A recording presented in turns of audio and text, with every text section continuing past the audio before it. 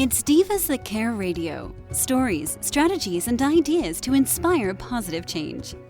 Welcome to Divas That Care, a network of women committed to making our world a better place for everyone. This is a global movement for women, by women, engaged in a collaborative effort to create a better world for future generations. To find out more about the movement, visit divasthatcare.com after the show. Right now, though, stay tuned for another jolt of inspiration. Hello to all. Welcome to Divas That Care Network. I am so very grateful for each one of our listeners today and the ones that will be hearing the recording.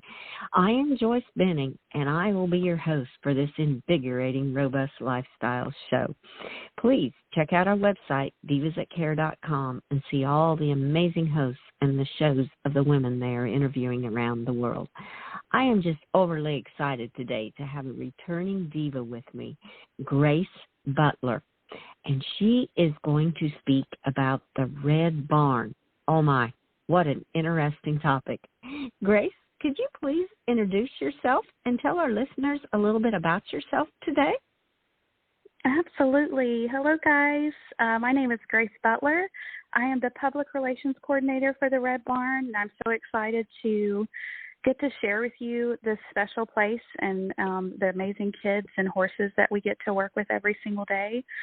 About me, aside from the fact that I work for a wonderful agency, is I am married to a husband for almost 20 years now, which is hard to believe. I've got two teenage girls who are my best friends and my buds in life right now and keeping me busy. So aside from the Red Barn, I'm just a family gal. Oh, that's beautiful. I love that. I'm just a family gal. Oh, what a sweet way to say it. That is beautiful. And I love how you said with the Red Barn working with children and horses.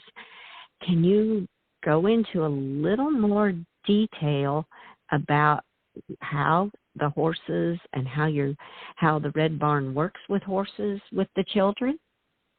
Yeah, absolutely. So we are located in Leeds, Alabama, and we work with children and low-income children, to be more specific, with disabilities.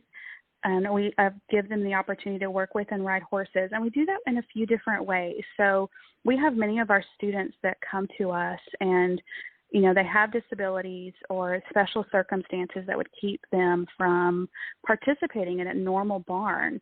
And so we offer them the opportunity to learn the horsemanship skills, to learn how to ride. And some of them even grow to a point to where they can ride independently. We, over the past year, have started taking some of our students to some horse shows. And so if you know about horses, you know about riding, we're teaching them those basic riding skills. But what I love about that is that learning any kind of sport, but especially when you're working with a big, beautiful animal like a horse, is they're learning independence, they're learning confidence, strength, balance. All of that stuff comes into play without them even realizing it. It's a fun activity they enjoy. They're outside, but they're learning all of those things that then translate into their life. One of my favorite things to see is social skills develop in a student when they're working with the horse. They have to learn to read those horses' silent cues that they may give. Horses can't speak, so they communicate through body language and things like that. And the students learn that. And so then they learn how to read their friends or their moms or their brother or sister's body language. And that really gives them the freedom to understand their world and what's going on around them. So that's how horses are an example of how horses have been so beneficial to the children that we serve. We also serve them through therapy. So we have occupational therapists, speech therapists that will come out and work with our students, as well as hopefully soon within the next few years, physical therapists, things like that. So another great way to make an appointment for them that may feel very clinical and very strenuous and sometimes even stressful for them, a little more fun whenever they're outside and working with animals while they get that treatment from the therapists that come out to our barn. Oh, wow. Oh, how incredible. How it is not only teaching them to ride, but all the social skills and being able to take therapy in an environment where they're having fun while they're doing it. Yeah. Oh, Yeah, that is just beautiful, absolutely beautiful. Well, I'm on your website and I'm seeing the horses with the kids on them, and the love that you see in the eyes of the horses as well as the children. It's just breathtaking, because you can just see it, that there is a bond. They are bonding together, and they're helping one another. Horses are so majestical animals anyway. They give so much and give so freely. It's just beautiful. Wow. Yeah, how many horses don't judge, okay. They don't judge you, and the kids know that. They're just able to relax and be patient and work with them, and it's sweet for them to be a part of. Yes. Oh, how beautiful. They're unlike people. So many times people judge. First thing they do is make a judgment. Where horses don't do that.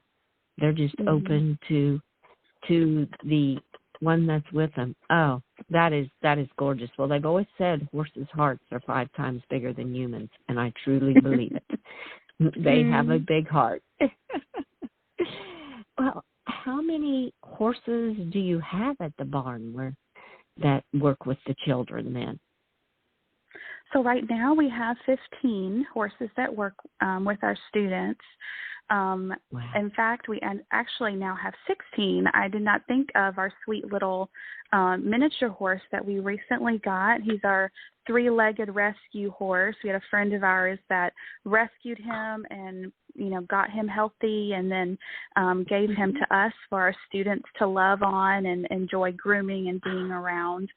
And then we probably see about 100 students a week on average during a typical riding season. Oh my goodness. Oh, that is incredible. And the thought of a 3-legged horse, how that one can relate to disabled children, because the horse is disabled. Yeah, that is incredibly beautiful. Well, and I love your logo on the red barns, faith, hope, and love. And just exactly what you have shared with us is faith, hope, and love. And you can hear it in your voice. And that is just beautiful. That is a very beautiful logo to have for what you are doing there at the Red Barn. And thank you. I was looking at your staff. Oh, you're so welcome. And you have a very diversified staff. Can you tell us a little bit about some of the things that the staff does? I mean, I see different ones are certified in different riding instructing, and each one kind of plays their own part. Maybe just kind of give a general idea to our listeners about what the staff is all credited in and does. Right, yeah. So we have staff that are certified to work with children with disabilities and to work with them on horses specifically. So there's a few agencies that we have gotten those certifications through. One of them is called PATH International. So that's Professional Association of Therapeutic Horsemanship. So not only do we have some staff that are certified through that agency, but our property, our agency as a whole, is certified through that agency. So we have standards and things that our staff and our administrative staff and things have to follow to kind of keep guidelines appropriate. So that's kind of a gold star. It kind of gives our parents a little bit of comfort knowing that our agency does follow specific guidelines to make sure that the property and the staff are trained and the property is well kept and up to code, and safety standards are set in place and things like that. We also work with an agency called CHA, and they certify riding instructors as a whole. And so we have some instructors that are certified through them, as well as not just to give writing lessons, but to work with children with disabilities. So it's been pretty amazing. Another one that I think has been really great for us and has been something that we're still working towards, and hopefully within this next year we will get to participate, but that's with the Special Olympics. We have some of our instructors who have trained with them, and so that just allows our students to participate in a almost like a horse show, a horse competition, so they get to show off their skills. And so taking our kids to those horse shows gives them an accomplishment. So that's been something that's been developing, for a while, but we're excited that it's actually going to start kind of coming into fruition over the next year or two. Oh, wow. Oh, that is incredible to be able to take the kids can then go to the horse shows with the instructors and take part in them. Oh, that is incredibly exciting for not only the Red Barn, but for the children, the parents, and everybody. Absolutely. That is a total win.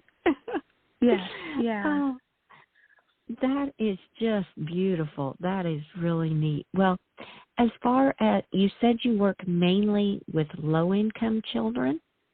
Mm-hmm. Okay.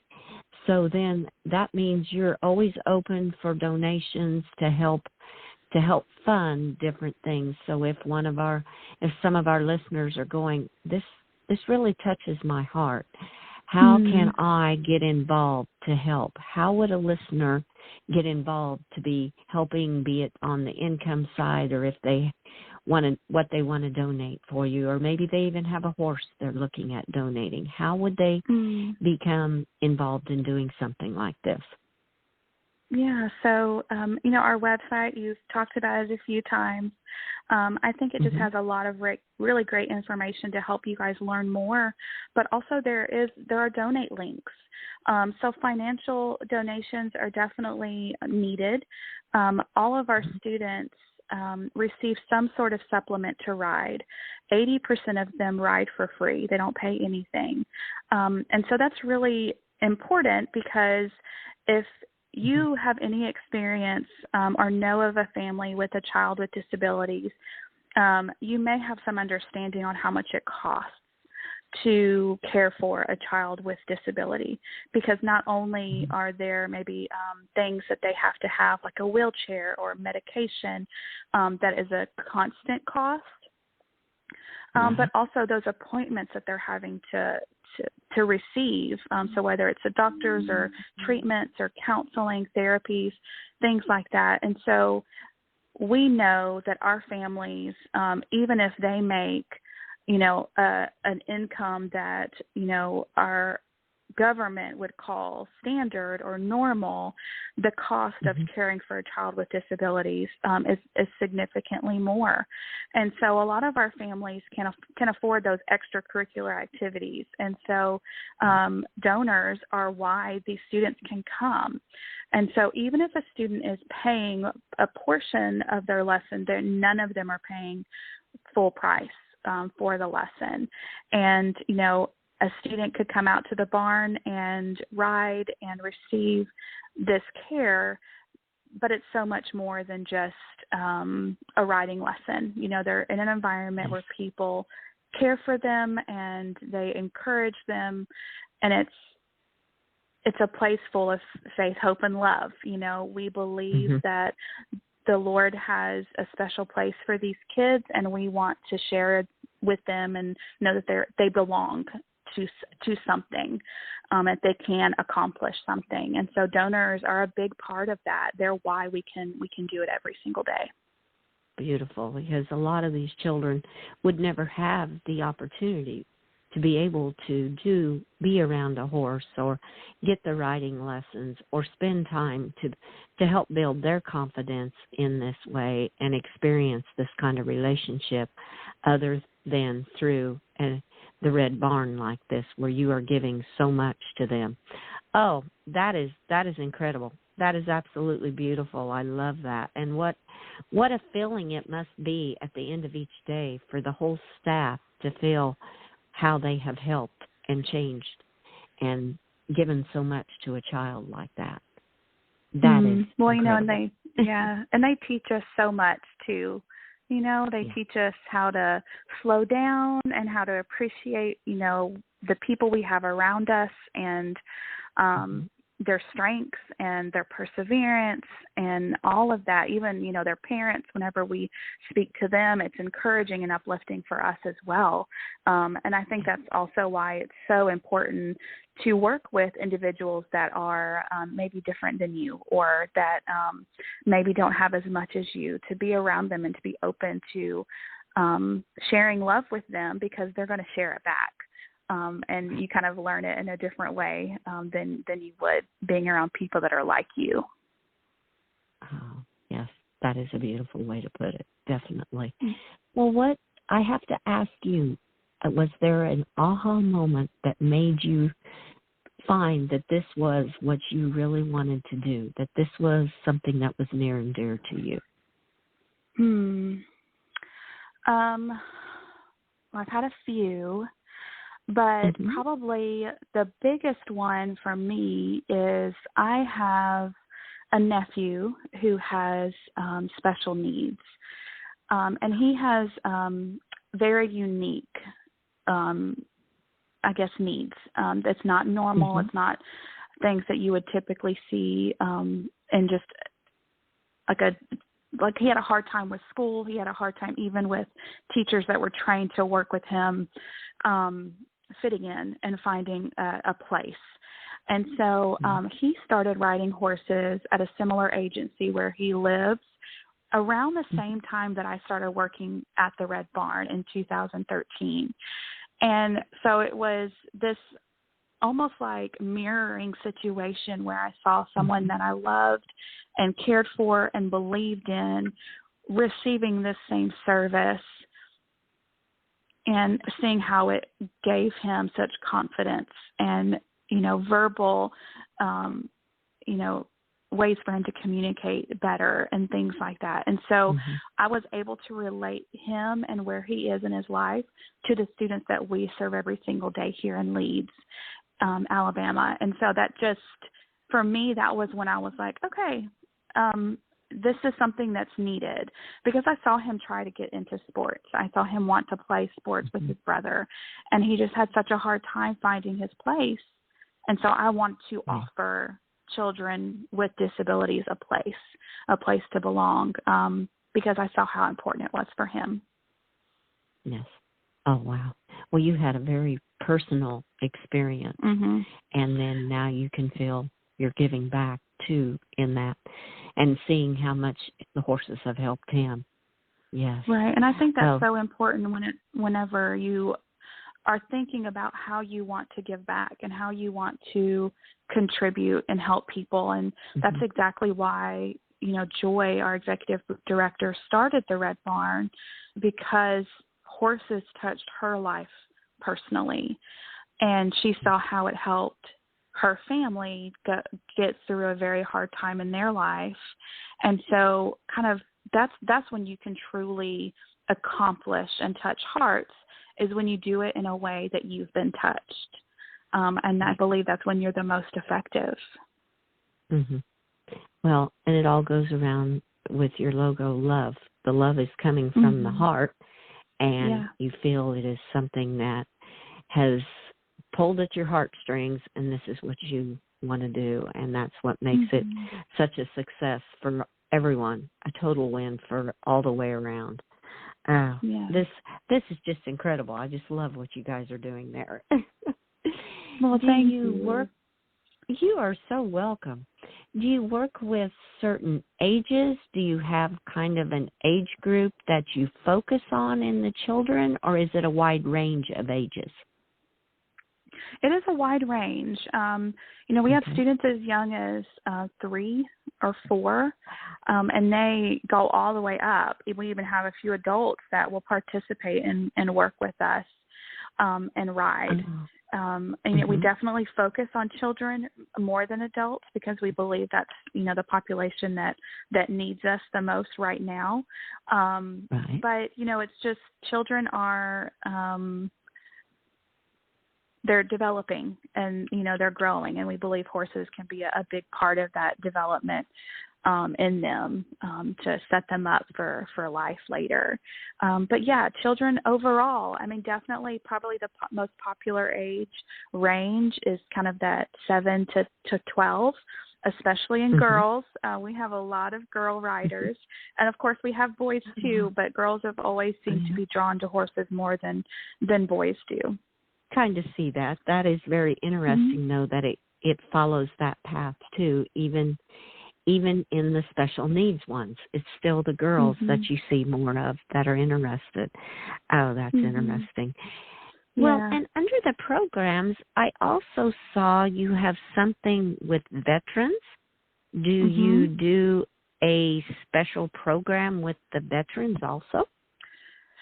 So we don't have a special program for the veterans. We meet the veterans where they are.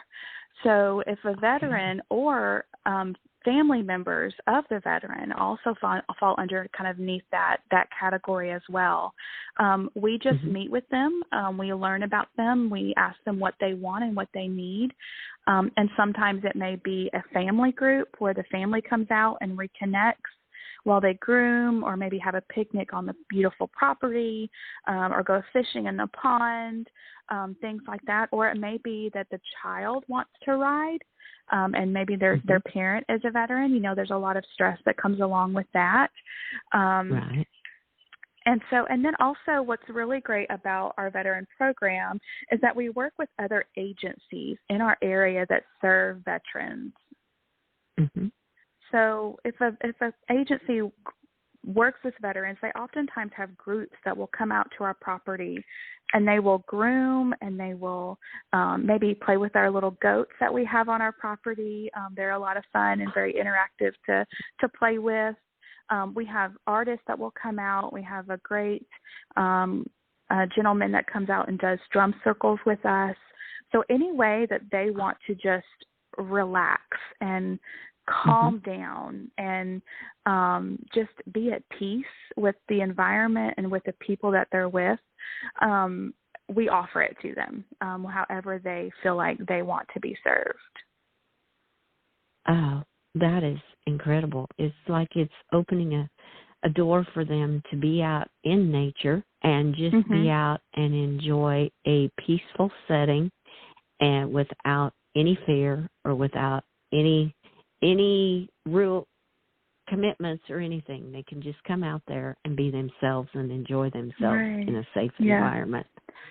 Oh, wow.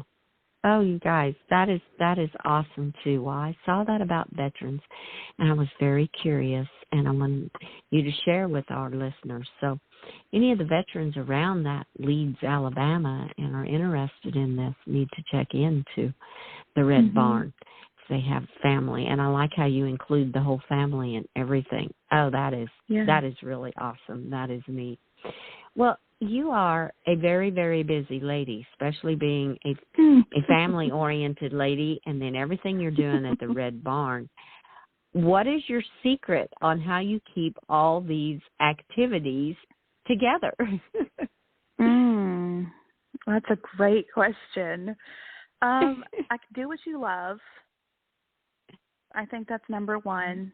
And then one day at a time is really how I feel like I try to live. You know, I'm a planner, so sometimes that's really hard because my brain thinks ahead automatically.